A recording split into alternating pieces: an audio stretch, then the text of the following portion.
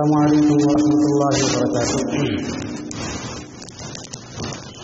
الحمد للہ وکفى وسلام علی عباده الذین اصطفى. اما بعد فاعوذ باللہ من الشیطان الرجیم. بسم اللہ الرحمن الرحیم. وقال الذين استكبروا من قومه لنخرجنك يا شعيب والذين آمنوا معك من قريتنا أو لتعودن في ملتنا قال أولو كنا كارهين. صدق الله العظيم.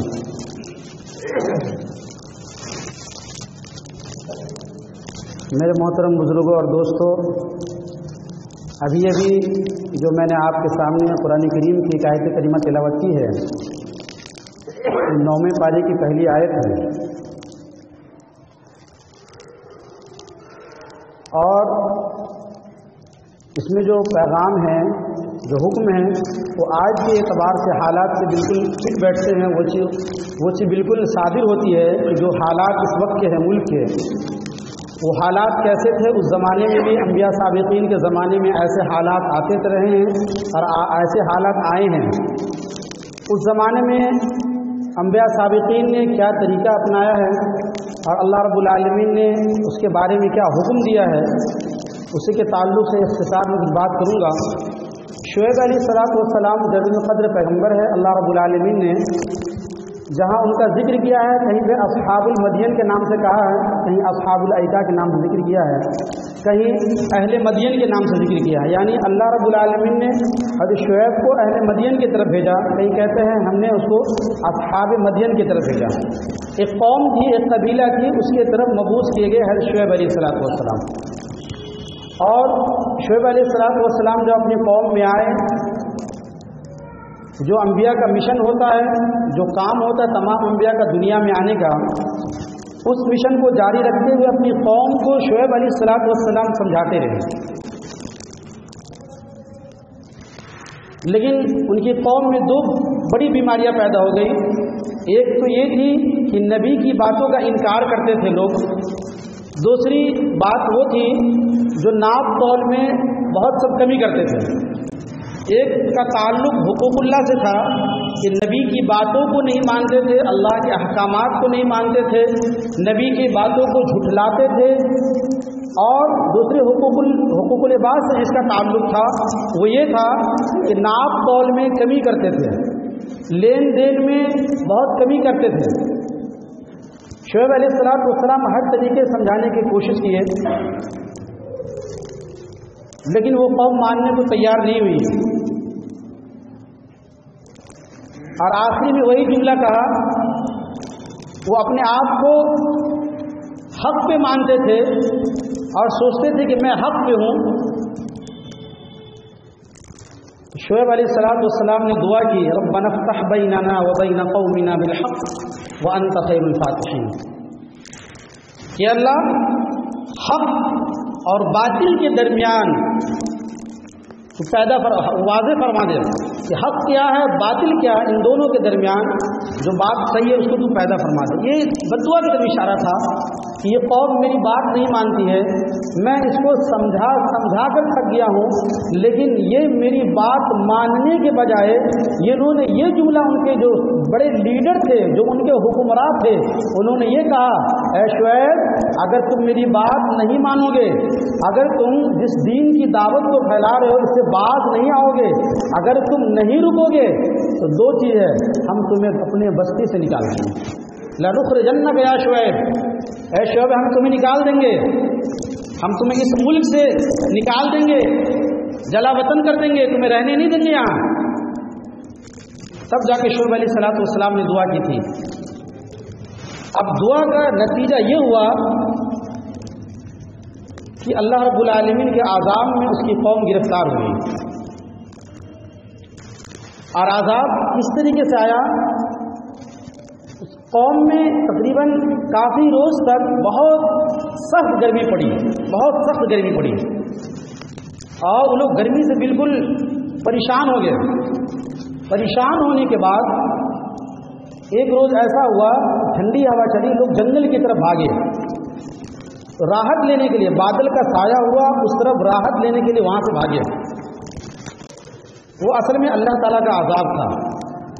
वो ये सोच रहे कि बादल छाया हुआ है, ठंडी हवाएं चल रही हैं, उसकी तरफ तो लब के भागे, लेकिन सब तमाम लोग जब वहाँ जमा हो गए तो अल्लाह रब्बुल आलमीन का आज़ाब आया। और आज़ाब ये आया कि अल्लाह रब्बुल आलमीन आसमान से आग की बारिश बरसा करके तमाम को निस्तो नाबूद कर दिया। ज़मीन से ज़लज़ला हुआ और आसमान से आग की बारिश बरसा करके अल्लाह ने उसको निस्तो नाबूद ख़त्म कर दिया, बिल्कुल निस्तो नाबूद कर दिया। लगी नहीं कि वहाँ पर कोई कौम थी या घर आबाद था, ख़त्म कर दिया। ये उसकी जुल्म की सज़ा मिली थी उसको। जुल्म क्या था उसका कि नाप तौल में सब कमी करते थे, और नाप तौल में कमी करने के साथ आज जो इस वक्त जो हालात हिंदुस्तान के कि मुसलमानों को इस मुल्क से निकालने की जो साजिशें रची जा रही है कि इसको निकाल दिया जाएगा यहाँ से, तरह तरह की जो बातें कही जा रही है या जो तंजीम जो बात कह रही है, उसका मिशन यही है कि या तो हमारे मजहब को कबूल कीजिए, या अगर मुसलमान बन के रहेंगे तो हम यहाँ रहने नहीं देंगे। यही बात हज़रत शुएब की कौम ने कहा था, लनुखरिजन्नक या शुएब, ए शुएब हम तुम्हें रहने नहीं देंगे यहाँ। अगर तुम यहाँ रहना चाहते हो तो फी मिल्लतिना, हमारे औलतऊदुन्न फी मिल्लतिना, हमारे मजहब को अपना लो, तुम हमारे कल्चर और तहजीब को अपना लो। जब तुम हमारे तहजीब को अपना लोगे, हमारे कल्चर को अपना लोगे, हमारे मजहब को अपना लोगे, हम तुम्हें निकालेंगे नहीं। इसलिए अगर यही बात बिल्कुल इस वक्त हिंदुस्तान के मुसलमानों से ही बात की जा रही है कि अगर मुसलमान बन के इस देश में रहेंगे तो हम रहने नहीं देंगे। उनके मजहब को अगर अपना लें तो ठीक है। यही बात शुएब अलैहिस्सलाम की कौम ने भी कहा था, और ये शुएब अलैहिस्सलाम की कौम नहीं बल्कि अंबिया साबिक़ीन के ज़माने में अक्सर वाक़ियात आते रहे। लूत अलैहिस्सलाम की कौम ने कहा था, वमा काना जवाब कौमिही इल्ला अन क़ालू अख़रिजू मिन क़रयतिकुम इन्नहुम उनासुन यततहरून, के लूत हम तुम्हें अपने बस्ती से निकाल देंगे, यहाँ रहने नहीं देंगे, यहाँ सोचते तुम रहे, हम नहीं रहने देंगे, अपने काम से बाज आ जाओ, जिस चीज़ से तुम रोक रहे हो, जिस चीज़ से तुम मना कर रहे हो उससे तुम रुक जाओ, वरना तुम्हें हम इस बस्ती से निकाल देंगे।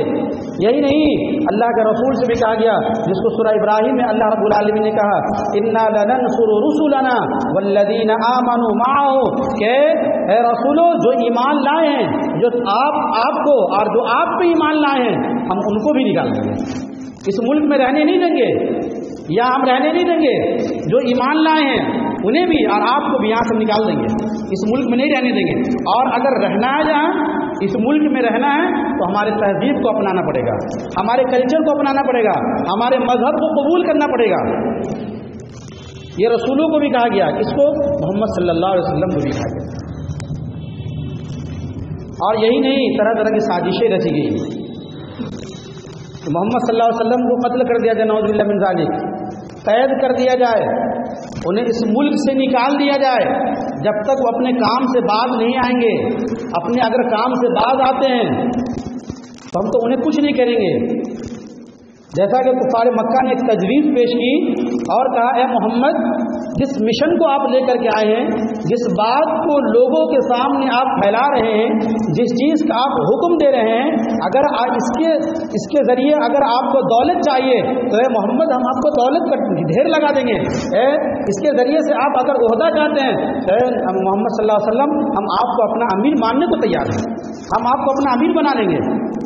और अगर इसके ज़रिए आप चाह रहे हैं कि बेहतरीन खूबसूरत खातून मिल जाए तो भी हम देने को तैयार हैं, लेकिन इस काम से आप बाज आ जाइए, ये काम मत फैलाइए, ये काम मेरे माबूदों को बुरा भला मत कहिए, ये काम से आप रुक जाइए। तो मोहम्मद सल्लल्लाहु अलैहि वसल्लम ने क्या कहा था कि कुफ़ार मक्का सुन लो, अगर तुम मेरे एक हाथ पे चाँद दूसरे हाथ पे सूरज भी रख दोगे ना, मैं इस काम से बाज नहीं आऊँगा। जिस मिशन के लिए दुनिया भेजा गया हूँ, मैं इस पैगाम को तो फैलाता रहूँगा।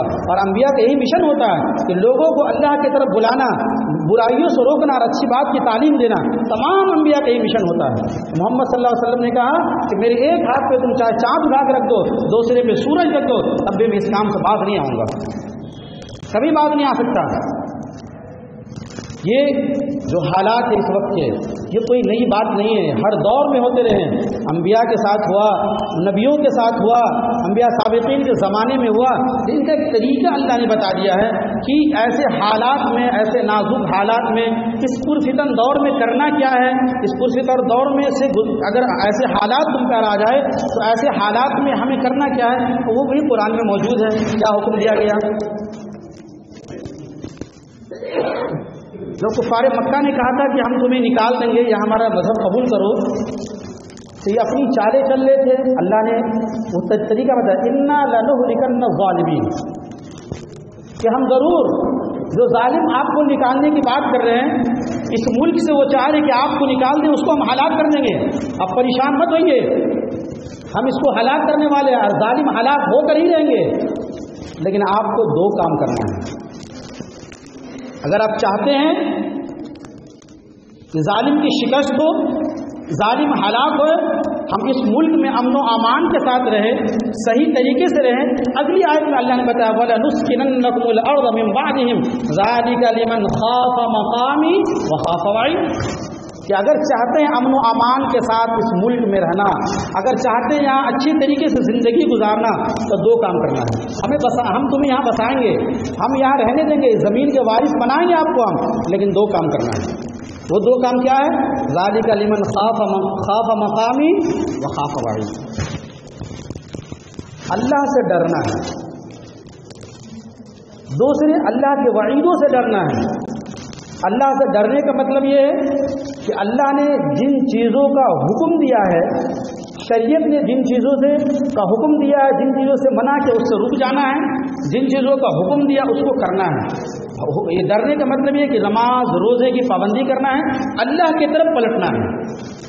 वईद से डरना कि अल्लाह ने जिन गुनाहों से रोका है, जिससे वईद नाजिल हुई है, उन गुनाहों को छोड़ देना है।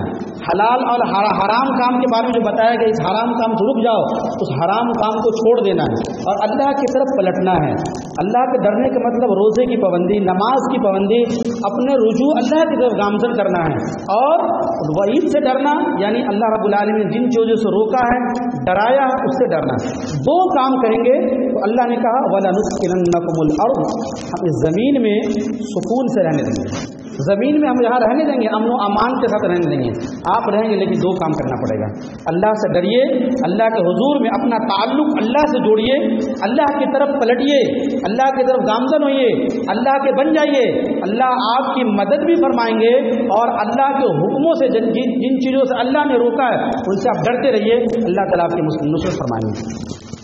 चाहे इंसान ज़ाहिरी एतबार से जितनी कोशिश कर ले, दुनियावी मादी ताकतें चाहे इंसान के पास जितनी हो जाए, जितनी कोशिश कर ले, अल्लाह की मदद जब तक शामिल हाल नहीं होगी, इंसान कभी भी कामयाब नहीं हो सकता, खुश नहीं रह सकता। उसे असल ताल्लुक़, असल यकीन अल्लाह की ज़ात पे होना चाहिए। जब तक अल्लाह की ज़ात पे यकीन नहीं होगा, कामिल तौर पे यकीन नहीं होगा, अल्लाह की तरफ नहीं पलटेंगे, आपके पास चाहे मादी ताकत जितनी हो, जितनी तदबीरें कर ले, जितनी कोशिशें कर ले, कामयाब नहीं हो सकते। कामयाबी के लिए अल्लाह ने शर्त लगा दी, कामयाबी का अल्लाह ने शर्त लगा दी है कि मैं कामयाब उन्हीं को करूँगा जो रसूल को करूँगा, और वल्लज़ीना मअहू, जो उनके मानने वाले, उसी को नुसरत का वादा, उसी के नुसरत का वादा। तो कामयाबी दूसरी को मिलेगी जो नबी हैं या नबी के जो मानने वाले हैं, यानी जो उनके दीन की इत्तबा करने वाले हैं, उन्हीं को कामयाबी मिलेगी। उनके अलावा मादी ताकत चाहे जितनी आपके पास हो, वसाइल जितने हो, आप आबादी के तादाद के एतबार से चाहे जितने हो, कामयाबी नहीं मिल सकती जब तक अल्लाह की तरफ नहीं पलटेंगे, अपना ताल्लुक़ अल्लाह से नहीं जोड़ेंगे, जब तक ये कामयाबी नहीं मिल सकती। कामयाबी के लिए अल्लाह ने रास्ता बता दिया है कि अगर कामयाबी चाहते हैं, सुकून से रहना चाहते हैं, अमन व अमान के साथ रहना चाहते हैं मुल्क में, तो हम रहने देंगे, लेकिन काम करना कि अल्लाह की तरफ अपना रुजू पलटना है, अल्लाह की तरफ लौटना है, अल्लाह से अपना ताल्लुक़ जोड़ना है। जब अल्लाह से अपना ताल्लुक़ जोड़ेंगे तो यकीन जानिए हम कामयाब रहेंगे। बाद लोग गलत फहमी के शिकार है कि हम रोज़ा नमाज कर लेते हैं, हम अल्लाह की तरफ तो पलटे हुए हैं। तमाम अहकामात शरिया, सुन्नत की पाबंदी करनी है, अहकामात शरिया की पाबंदी करनी है। अल्लाह ने जिन चीज़ों का हुक्म दिया है उनकी हमें इत्तिबा करनी है, अल्लाह ने जिन चीज़ों से हमें روکا ہے ان سے ہمیں باز آ جانا ہے, ان سے ہمیں رک جانا ہے. یہ تو ایسا پرفتن دور ہے, یہ دجالی فتنہ دور ایسا چل رہا ہے کہ ہر انسان کو پلٹنا چاہیے, اللہ کی طرف رجوع کرنا چاہیے, اللہ کی طرف پلٹنا چاہیے, نہایت عاجزی کے ساتھ, انکساری کے ساتھ اللہ کے سامنے رونا چاہیے, گڑگڑانا چاہیے, اپنے گناہوں پہ ندامت اور شرمندگی کا اظہار کرنا چاہیے. اب نہیں پلٹیں گے تو کب پلٹیں گے؟ یہ تو وارننگ ہے, دھمکی ہے. جو حکومتوں کی طرف سے جو ایک آزمائشیں آ رہی ہیں, یہ انسان کے لیے مہلت ہے کہ ابھی پلٹ گئے. اگر نہیں پلٹیں گے تو جو دوسری قوموں کا جو حشر ہوا کہ اللہ نے اس کو نصف نابود کر دیا, ہلاک کر دیا, اس خوش فہم میں نہ رہیں. اسپین میں مسلمانوں کی حکومت تقریباً 800 سال تھی, لیکن جب انہوں نے اللہ سے اپنا تعلق کو توڑا, دین سے دور ہوئے, تو اللہ نے اس کے اقتدار کو چھین لی اور اللہ نے اسے جو نصف نابود کر دیا, حکومت ختم ہو گئی. خود اس ملک کے اندر مسلمانوں کی حکومت 800 سال تھی, لیکن جب مسلمانوں کے اندر انتشار خلفشار پیدا ہو گیا, مسلمان جب اللہ کے دین سے دور ہونے لگے, تو اللہ نے وہ حکومت چھین لی. اگر چاہتے ہیں امن و امان کے ساتھ رہنا, حکومت برقرار رہے, یقین جانیے اللہ کی طرف کو پلٹنا پڑے گا, اللہ کی طرف رجوع کرنا پڑے گا. ورنہ چاہے جتنی آپ تدبیر اختیار کر لیں, جب تک اللہ کی طرف نہیں پلٹیں گے, اللہ سے اپنا تعلق نہیں جوڑیں گے, اس وقت یقین جانیے اللہ کی مدد نہیں آ سکتی ہے. اور اللہ کی مدد ابھی وہ بھی مدد آ سکتی ہے جو غزوہ بدر میں مسلمانوں کے ساتھ اللہ نے مدد فرمائی تھی, مسلمانوں کی وہی مدد ہوگی, لیکن شرط یہ ہے کہ اللہ کے ساتھ اپنا تعلق جوڑیے. وہ یقین کامل ہونا چاہیے. یقین کامل جب ہوگا تو اللہ تعالیٰ کی طرف سے نصرتیں آئے گی, اللہ تعالیٰ کی طرف سے مدد آئے گی, اور آپ خوش خرم اپنی زندگی گزار سکتے ہیں. کامیابی اور سکون کا ذریعہ تو اللہ کے دین میں ہے. یہ مادی وسائل ہو یا مادی طاقت یا دنیاوی دولت, یہ عہدہ, اس میں کوئی کامیابی نہیں ہے. دنیا کا کوئی ایک شخص بتا دے, ایک بھی شخص ایسا ہو جو ظلم کر کے خود خوش ہو ہی نہیں سکتا. ظلم کرنے والا سب سے زیادہ پریشان ہے. جو ظلم کرتا ہے, دوسروں کو پہ ظلم کرتا ہے, دوسروں کو پریشان کرتا ہے. آپ تاریخ اٹھا کے دیکھیں, تاریخ کا مطالعہ کریں, ظالم خود پریشان ہوتا ہے. جو آج ہم پہ ظلم کر رہے ہیں اس کے آپس میں خود انتشار ہے, خلفشار ہے, خود خوش نہیں ہوتا. تاریخ انسانی کا سب سے پہلا ظلم کرنے والا انسان, جو اس تاریخ انسانی میں جس نے سب سے پہلا ظلم کیا تھا, وہ آدم علیہ السلام کے 2 بیٹے تھے. قابیل نے ظلم کیا تھا کہ اپنے بھائی حضرت حابیل کو اس نے قتل کر دیا, اور قتل کرنے کے بعد وہ خوش نہیں ہوا تھا, پریشان تھا, ندامت اور شرمندگی, بالکل وہ بہت پریشان تھا. اور اس نے کہا, قالت یا ویلتا اعجزت ان اکون مثل هذا الغراب. جس کوے نے دفن کرنے کی تدبیر بتائی, اس نے یہ جملہ ارشاد کیا, قالت یا ویلتا اعجزت ان اکون مثل هذا الغراب, کہ ہائے افسوس, کاش میں کوے کی طرح بھی نہیں ہوا. اس کے مانند بھی نہیں, اس سے بھی میں گیا گزرا گھٹیا ہو گیا, مطلب اس کے مانند. قالت یا ویلتا اعجزت ان اکون مثل هذا الغراب, کہ میں اس کوے کے جیسا بھی نہیں ہو پایا. تو کوئی بھی انسان ظلم کرنے والا کبھی خوش نہیں رہتا ہے, اور ظلم کی جو طاقت ہے وہ بہت دن تک نہیں رہتی. ظلم کا انتہا ہونا ہے, ایک نہ ایک دن ظلم کی انتہا ہوتی رہے گی, لیکن اس کے خاتمے کے لیے کیا ہے کہ اپنا تعلق اللہ سے جوڑے, اللہ رب العالمین کو اپنا معاون بنائے. یقین جانیے اللہ رب العالمین اس ظالم کے جو طاقتیں ہیں, جو اس کی حکومت ہے یا دولت پہ انسان ظلم کرتا ہے, اس کو اللہ تعالیٰ ہر دور میں نصف نابود کیا. قارون کے پاس بڑی دولت تھی, اور اس نے غریبوں کے مال لوٹ کے, یتیموں کے مال کو چوس کے, بیواؤں کے مال کو چوس کے انہوں ڈھیر مال جمع کیے تھے. اتنا بڑا خزانہ قارون کے پاس تھا, اتنا بڑا خزانہ قارون کے پاس تھا, اس کے خزانے کی جو کنجیاں تھی کئی مزدور اس کو مل کے اٹھایا کرتے, اتنی اس کے پاس دولت تھی. لیکن وہ دولت بہت دن کام نہیں آئی, اس لیے کہ دوسرے کا دل دکھا کے وہ مال حاصل کیا گیا تھا. اللہ نے کہا فخسفنا به وبداره الارض, کہ ہم نے صرف قارون کو نہیں, جو ان کا مال تھا, اس نے ڈھیروں مال جمع کیا تھا, بہت سارے اسباب جمع کیے تھے, ہم نے قارون کو اس مال خزانے کے ساتھ فخسفنا به وبداره الارض, ہم نے زمین کے اندر قارون کو اور اس کے خزانے کو میں نے دھسا دیا, اندر عبرت بنا دیا. ظلم کر کے مال لوگوں سے لیا تھا، یتیموں سے، بیواؤں سے، مسکینوں سے دوسرے کا مال ہڑپتا تھا، اللہ کہتے ہیں میں نے اس کو بھی دفن کر دیا زمین کے اندر، فخسفنا به وبدار الارض، اور اس کے مال کو میں نے زمین کے اندر دھپا دیا۔ اور ہر دور میں ہوتا رہا کہ ظالم کبھی بہت دن تک ظلم نہیں کر پاتا۔ فرعون اپنے آپ کو انا ربکم الاعلی کہتا تھا، بہت لوگوں پہ ظلم کرتا تھا، بنی اسرائیل پہ بہت ظلم کیا، اور ایک مبہم خواب دیکھا کہ موسیٰ ایک بچہ پیدا ہونے والا ہے، اس مبہم خواب کی بنا پہ بے شمار بچوں کو اس نے قتل کروایا، بے شمار بچوں کو قتل کروا دیا۔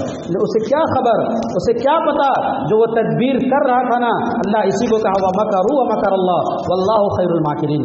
کیا پتا جو تم چالیں چل رہے ہو نا، اس سے بہتر اللہ تدبیر رکھ کرنے والا ہے، کہ جو چال چل رہے تھے کہ میں بچے کو ختم کر دوں گا تاکہ کوئی دوسرا میری جگہ نہ کھڑا ہو جائے، کہ میری حکومت کو نہ چھین لے، ڈر تھا کہ حکومت نہ میری چھین جائے۔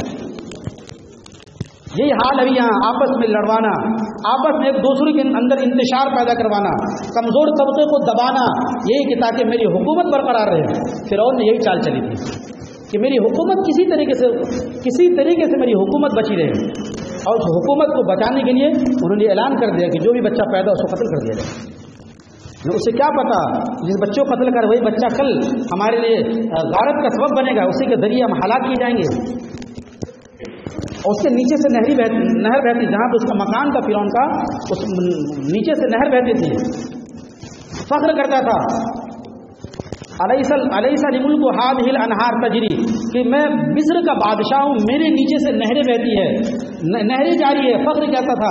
لیکن اس کو کیا خبر کہ جس نہر پہ وہ فخر کرتا تھا اسی میں سے ایک نہر کل اس کو ڈبوئے گی اور اس کا بیڑا غرق کرے گی، اور آخر تو اس کے بھی ظلم کا انتہا ہوا، اور اللہ رب العالمین نے اسی سمندر میں اس کو غرق کر کے، اور جو اس کے لشکر تھے، جو اس کے ماننے والے تھے، جو اس کے پیروکار تھے، سب تماشائی بن کے رہ گئے، دیکھتے رہ گئے۔ ظلم، کوئی بھی کسی بھی ظلم کرتا ہے، ظلم بہت دن تک نہیں رہ پاتا، ہر ظالم کا خاتمہ ہونا ہے، دنیا میں بھی اس کو عبرتناک سزا ملتی ہے اور آخرت میں بھی عبرتناک سزا ملے گی۔ ایسے ظالم کے لیے جہنم انتظار کر رہے، من ورائہ جہنم یسقا من ماء شدید۔ جو ظلم کر رہے ہیں لوگوں پہ کسی بھی اعتبار سے، ظلم کا مطلب یہ نہیں کہ آج حکومت یا کسی ظلم ہے، ظلم کے معنی آتے ہیں، ظلم یہ ہے کہ انسان حق بات بولنا چھوڑ دے، یہ بھی ظلم ہے۔ ظالم کے سپورٹ کرے، ظالم کے ساتھ اس کے تابعداری کرے، یہ بھی ظلم ہے۔ آپ گھر والوں کے ساتھ ظلم کر سکتے ہیں، ماں باپ کے ساتھ انسان ظلم کرتا ہے، بال بچوں کے ساتھ ظلم کر سکتا ہے، آقا اپنے رعایا کے ساتھ ظلم کر سکتا ہے، تو ظلم جو بھی ہو، ظلم میں سب شامل ہے۔ ایسے لوگوں کا ٹھکانہ کیا ہے؟ اللہ نے کہا من ورائہ جہنم، جہنم اس کا انتظار کر رہی ہے، شدت سے انتظار کر رہی ہے، من ورائہ جہنم یسقا من ماء شدید، کہ جب جہنم میں وہ ڈالے جائیں گے، دنیا میں تو ذلت والی زندگی وہ گزاریں گے، اس کی ظلم کا تو خاتمہ ہوگا، لیکن مرنے کے بعد بھی جہنم اس کا انتظار کر رہی ہے، من ورائہ جہنم اس کا انتظار کر رہی ہے، من ماء شدید، اس کو گرم گرم کھولتا ہوا پانی دیا جائے گا، ایسا پانی جس چیز سے ہم دنیا میں جس چیز سے ہم کراہت محسوس کرتے ہیں، یہ زخم کا پیپ خون انسان کو پینے کے دیا جائے گا، انسان سے کراہت محسوس کرتا ہے، وہی کل جہنمیوں کی خوراک ہوگی، اس کو پینے کے لیے وہی چیز دی جائے گی، اتنا کھولتا ہوا پانی اس کو دیا جائے گا کہ چہرے کے پاس آ جائے، اس کے آتی گرم کی وجہ سے چہرے کے جو گوشت ہے وہ جھڑ جائے گا، گل کے گر پڑیں گے۔ ظلم کرنے والوں کی جو سزا ملے گی، ایسے موقع پہ ہمیں ہمت نہیں ہارنا چاہیے، قرآن اور حدیث کا بھی مطالعہ کرنا چاہیے کہ ایسے واقعات انبیاء سابقین کے زمانے میں آئے ہیں، اللہ کے رسول صلی اللہ علیہ وسلم کے زمانے میں بھی آئے ہیں، اور جو حالات اس وقت کے ہیں وہ حالات پہلے بھی آئے ہیں۔ جو آج حکومت کی طرف سے ایک مشن چال ہے کہ آپ ہندوستان میں رہنا چاہتے ہیں تو ہمارے مذہب کو اپنا لیجئے، ہمارے کلچر تہذیب کو اپنا لیجئے، پھر ہم آپ کو یہاں کی نیشنلٹی دے دیں گے، ناگرکتا دے دیں گے، کسی طرح کوئی دباؤ نہیں ہوگا، لیکن آپ ایز مسلم بن کے رہنا چاہتے ہیں تو پھر آپ کو ہم یہاں رہنے نہیں دیں گے سکون سے۔ یہی بات قرآن میں اللہ نے ذکر کیا کہ یہی بات رسول سے کہی کہ اگر ہم مسلمان بن کے رہیں گے تو ہم رہنے نہیں دیں گے، ہم اس ملک سے آپ کو نکال دیں گے، اور اگر رہنا چاہتے ہیں او لتعودن فی ملتنا، تو ہمارے مذہب میں اب لوٹ آئیے، ہمارے مذہب کو اپنا لیجئے۔ ہمارے مذہب کو جب اپنا لیں گے، ہمارے دین کو جو اپنا لیں گے، تو ہم آپ کو اس ملک سے نکالیں گے نہیں، ہم سکون سے رہنے دیں گے۔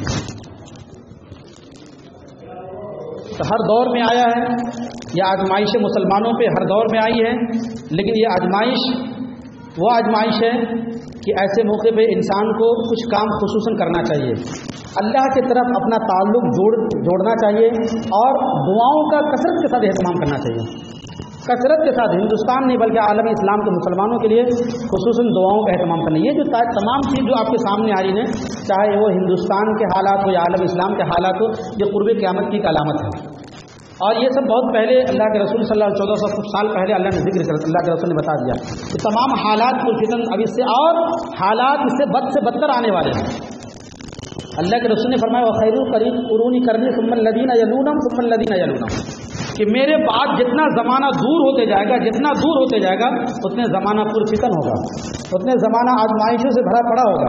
تو اور جو زمانے آنے والے ایسے نہیں کہ خوشحال ہوں گے اور اچھے ہوں گے، ہمیں اپنی فکر کرنی ہے کہ ہم ایسے موقع پہ ہم اللہ کے جو جائیں گے تو اللہ کو کیا منہ دکھائیں گے۔ ایسے حالت میں جو ایک وارننگ ہے، ہمیں اللہ کی طرف پلٹنا چاہیے کہ آزمائش ہے، ہو سکتا اللہ کی طرف پلٹے۔ جب اللہ کی طرف انسان نہیں پلٹتا ہے تو اللہ رب العالمین کبھی کبھی آزمائشوں میں انسان کو مبتلا کر دیتے ہیں، تاکہ میرا بندہ اللہ کی طرف اب پلٹے، میرے طرف پلٹے، میرے طرف رجوع کرے۔ ایسے انسان پہ کوئی آزمائش عذاب نہیں آتی، اللہ تعالیٰ مہلت دیتے ہیں۔ جب اللہ کی طرف بندہ نہیں پلٹتا تو اللہ کی طرف سے پکڑ آتی ہے، اسی کو اللہ نے کہا ان عذاب ربک لشدید، کہ اللہ کی پکڑ بہت زبردست ہے۔ اللہ تعالیٰ کبھی کبھی انسان غلطی کرتا ہے تو ڈھیل دیتے ہیں، انہم یکیدون کیدا واکید کیدا فمہل الکافرین امہلہم رویدا، کہ غلطی کرنے والے کو، کافروں کو اللہ تعالیٰ کبھی ڈھیل دیتے ہیں، دیکھتے کہاں تک جاتا ہے، جب بندہ نہیں پلٹتا تو اللہ تعالیٰ اسے گرفت کرتے ہیں، تو اس کو دبوچتے ہیں، تو پھر اللہ کے گرفت سے کوئی بچانے والا نہیں۔ تو یہ وقت خصوصاً اس حالت میں دعاؤں کا کثرت کے ساتھ، انفرادی دعا ہو، اجتماعی دعا ہو، اور دوسرا کام یہ کرنا ہے کہ صدقہ نکالنے کا اہتمام۔ صدقہ نکالنے سے مصیبتیں ٹلتی ہیں، بلا ٹلتی ہے۔ صدقہ جو ممکن ہو سکے معمول بنائے، روزانہ کچھ نہ کچھ صدقہ نکال دیا کرے، جو اللہ نے جو آپ کو نوازا ہے، صدقہ نکالنے سے آنے والی آپ سے مصیبتیں، آپ کے اولاد کی نسلیں یا مسلمانوں پہ جو آنے والی مصیبتیں وہ ٹلتی ہیں۔ بہت مطلب بڑی فضیلت اس کے بارے میں آئی ہے، صدقے کے بارے میں، کہ انسان جو صدقہ نکالتا ہے اس کے مصیبت ٹل جاتی ہے۔ اسی کو اللہ تعالیٰ 29 پارے میں ارشاد فرمایا ہے کہ کل جنتی جنت میں چلے جائیں گے اور جہنمی جہنم میں جب چلے جائیں گے تو اللہ رب العالمین یہ حکم دیں گے جنتیوں کو کہ جا کے جہنمیوں کا حشر دیکھو، کہ وہ جو جہنم میں جو لوگ گئے ہیں کیوں گئے ہیں، اس سے پوچھو، دیکھو فی جناتی یتساءلون، وہ جہنم میں کیوں گئے؟ جنتی کو حکم ملے گا کہ جو لوگ جہنم میں گئے ہیں فی جناتی یتساءلون عن المجرمین ما سلککم فی سقر، اس سے پوچھو جہنم میں کیوں گئے۔ یہ جب جنتی جائیں گے جہنمیوں سے پوچھیں گے آپ تو بہت اچھے تھے، آپ کی معاشرے میں، گاؤں میں بڑی عزت تھی، آپ نے کئی حج کیا تھا، بڑے مقرب لوگوں میں تھے آپ، جہنم میں کیوں آئے؟ کیا کہیں گے؟ جو جہنم میں جل رہے ہوں گے وہ کہیں گے لم نک من المصلین، پہلا جملہ ارشاد میں نماز نہیں پڑھتا تھا۔ جہنم میں کیوں آیا؟ کہ آپ نماز پڑھتے تھے، مسجد کو جایا کرتے تھے، اذان ہوتی تھی، آپ مسجد جاتے تھے، میں مسجد نہیں جاتا تھا، میں آپ کا مذاق اڑایا کرتا تھا کہ مسجد جانے میں مسجد نہیں جایا جاتا تھا، آج سب کچھ میں نے کیا، میں نماز نہیں پڑھا، لم نکو من المصلین، اس کے جرم میں آج میں جہنم میں جل رہا ہوں۔ اور کیوں جل رہا ہوں؟ وَلَمْ نَكُ نُطْعِمُ الْمِسْكِينَ، اور میں مسکینوں کو کھانا نہیں کھلایا کرتا تھا، میں غریبوں کا، مسکینوں کا، بیواؤں، یتیموں کا خیال نہیں کرتا تھا۔ اس کی وجہ سے جہنمی اپنے زبان سے اقرار کریں گے کہ لم نکو من المصلین ولم نکو نطعم المسکین وکنا نخوض مع الخائضین، کہ مسکین کو کھانا نہیں کھلایا کرتا تھا، یتیم کا، بیواؤں کا، بے سہارا کا، لاچار کا میں خیال نہیں کرتا تھا، اسی وجہ سے جہنم میں چل رہا ہوں۔ تو صدقہ نکالنے کی بڑی فضل، صدقہ نکالنے سے انسان کو آنے والی مصیبتیں ٹل جاتی ہیں۔ تو ان باتوں کا خیال رکھنا ہے کہ صدقہ نکالیں، دعاؤں کا اہتمام کریں۔ اور دو باتیں جو اللہ تعالیٰ نے بتائی کہ ظالم کو میں ہلاک کروں گا، لیکن اس کے دو شرط ہے کہ اللہ سے ڈریے۔ ڈرنے کا مطلب یہ ہے کہ اللہ کی طرف پلٹیے، روزے، نماز اور احکامات شریعہ کی پابندی کیجیے۔ اور اللہ نے کہا کہ جس چیز سے من خاف مقامی وخاف وعید، اور اللہ سے ڈریے اور اللہ کے عذاب سے بچیے کہ اللہ نے جس چیز کی وعید سنائی ہے وہ یہ کہ اللہ نے جن حرام کاموں سے روکا ہے یا جن گناہوں کے بارے میں سخت وعید آئی ہے ان سے آپ باز آ جائیے. دو کام کریں گے, شریعت احکام کی پابندی کریں گے تو ظالم کو اللہ تعالیٰ ہلاک کر دیں. اللہ نے وعدہ کیا ہے, اللہ کا یہ وعدہ ہے انا لنہلکن الظالمین کہ میں ظالموں کو ہلاک کر دوں گا. لیکن آپ اللہ کی طرف پلٹیے, اللہ کی طرف رجوع کیجیے, اللہ کی طرف رجوع کریں گے, اللہ کی طرف پلٹیں گے تو ظالم کا جو ظلم ہے یہ بھی ختم ہو جائے گا. اللہ تعالیٰ اس کو نصف نابود کر دیں گے. اسی کو اللہ تعالیٰ نے قرآن کریم میں کہا وَإِن كَادُوا لَيَسْتَفِزُّونَكَ مِنَ الْأَرْضِ لِيُخْرِجُوكَ مِنْهَا وَإِذًا لَّا يَلْبَثُونَ خِلَافَكَ إِلَّا قَلِيلًا. کہ جو لوگ یہ سوچتے ہیں کہ مسلمانوں کو نکال دیں, یا اس زمانے میں جنہوں نے سوچا کہ مسلمانوں کو نکال دے, انبیاء کو اس ملک سے نکال دے, تو کیا وہ خوش رہ پائیں گے؟ اللہ نے کہا وَإِن كَادُوا لَيَسْتَفِزُّونَكَ مِنَ الْأَرْضِ لِيُخْرِجُوكَ مِنْهَا وَإِذًا لَّا يَلْبَثُونَ خِلَافَكَ إِلَّا قَلِيلًا. کبھی خوش نہیں رہ پائیں گے. ایسا ہوا ہی نہیں, ممکن ہی نہیں کہ جب جس جگہ سے نبی کو نکالے, نبی کو لوگوں نے نکال دیا, اس کے ماننے والوں کو نکال دیا, مسلمانوں کو نکال دیا, اللہ کا عذاب آ جاتا ہے. اللہ کا عذاب تب آیا جو ہمیں تو نکالنے کی کوشش کر رہے ہیں تو خود خوش نہیں رہ پائیں گے. لیکن ایسے موقع پہ, ایسے حالات میں ہمیں اپنی فکر کرنی ہے, اپنا احتساب کرنا ہے کہ اللہ کی طرف پلٹنے اور رجوع کرنے کی ضرورت ہے. اس لیے بڑی سخت حدیث میں بتایا گیا ہے کہ انسان انما اعمالکم و اموالکم, کہ تمہارے حکمراں جو تمہارے اعمال کی سزا میں آتے ہیں. جیسے ہم جیسا ہم عمل کریں گے اسی اعتبار سے اللہ رب العالمین ہمارے اوپر ویسے حاکم مسلط کرتے ہیں. اور حدیث میں اللہ نے ارشاد فرمایا کہ انسان جب اللہ کے دین سے دور ہو جاتا ہے تو اللہ تعالیٰ کہتے ہیں کہ میں تمام انسانوں کا میں معبود ہوں, تمام ہر چیز کا میں خالق ہوں, مالک ہوں. لیکن جو بادشاہ ہے اس بادشاہ کا دل, تمام انسانوں کا دل میرے قبضے میں ہے. جب میرا بندہ میری نافرمانی کرتا ہے, میرے دین سے دور ہو جاتا ہے, تو جو حاکم وقت کے حاکم ہوتے ہیں اس کے دل میں میں اس کے خلاف نفرت ڈال دیتا ہوں, طرح طرح کی اذیتیں دیتا ہے, اس کو تکلیف پہنچاتا ہے. اور جب بندہ میرے طرف پلٹتا ہے, اللہ کی طرف رجوع کرتا ہے, تو میں اس کے دل کو نرم کر دیتا ہوں, اس کو تمام طرح کی سہولتیں دیتا ہوں. تو اللہ کی طرف پلٹنے کی ضرورت ہے. ہمارے اعمال کی کرتوت کی وجہ سے بھی ہو سکتا ہے. اللہ کی طرف پلٹنے, اللہ کی رجوع کرنے کی ضرورت ہے, اپنا احتساب کرنے کی ضرورت ہے. اگر ابھی نہیں پلٹیں گے یقین جانے یہ ایسا موقع ہے کہ اگر نہیں پلٹیں تو نہ جانے موت کا کوئی گارنٹی نہیں کب آ جائے. لیکن جس میں اس سے پہلے بار بار کہہ چکا ہوں کہ وہ حالات ابھی ہمارے پاس نہیں آئے ہیں. جو اور جگہ پہ حالات ہے کہ روزہ رکھنے پہ یا نماز پڑھنے پہ یا اب شریعت احکام کی پابندی کرنے پہ آپ پہ ابھی دباؤ نہیں ہے. ایسا نہ اللہ نہ کرے ایسے حالات آ جائیں کہ آپ چاہ کر کے بھی نماز پڑھنا چاہے نماز نہیں پڑھ سکتے ہیں, آپ چاہے روزہ رکھنا نہیں رکھ سکتے ہیں, شریعت کی پابندی کرنا چاہے نہیں کر سکتے ہیں. اس لیے ابھی جو وقت ہے اللہ سے اپنا تعلق جوڑیے. اور جو انسان نہیں کرتا ہے تو اللہ تعالیٰ وہ نعمتیں چھین لیتے ہیں. اس لیے اللہ کی طرف پلٹنے کی ضرورت ہے. اللہ کو رجوع کیجیے, اپنا احتساب کیجیے. یقین جانیے اللہ رب العالمین نے آپ کے لیے جو نصرت کا وعدہ فرمایا وہ نصرت آتی رہی. اللہ رب العالمین سے دعا کہ اللہ تعالیٰ ہم لوگ پہلے سنت زیادہ عمل کرنے کی توفیق عطا فرمائیں. وآخر دعوانا الحمدللہ رب العالمین.